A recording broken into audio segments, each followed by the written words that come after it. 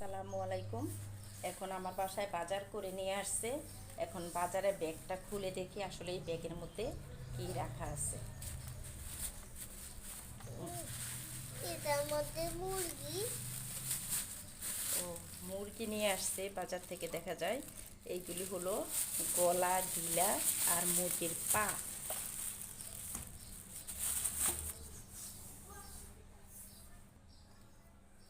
আর এই বড় ব্যাগটা খুলে দেখি এটার মধ্যে কি।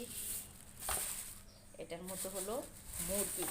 বাজার থেকে মুরগি কেটে এরকম পিস করে নিয়ে আসে, যাতে বাসায় কাটতে অসুবিধা না হয়, সহজে কাটা যায়। আর এই মুরগির গলা গিলা কেউ খায় না, তাই আমি এগুলি মানুষকে দিয়ে দিই।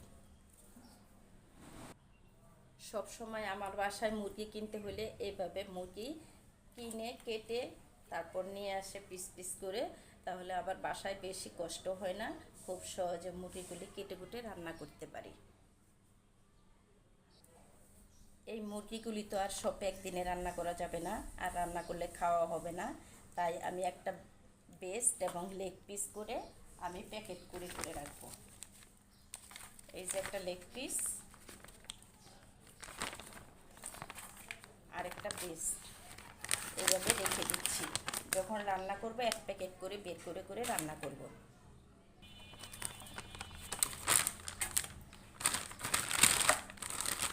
এখানে 5 প্যাকেট করে রেখে দিচ্ছি, আর এই 2 পিস রান্না করব। এখন এই 5টা প্যাকেট রেখে দিছি, পরে যখন প্রয়োজন বের করে করে রান্না করব।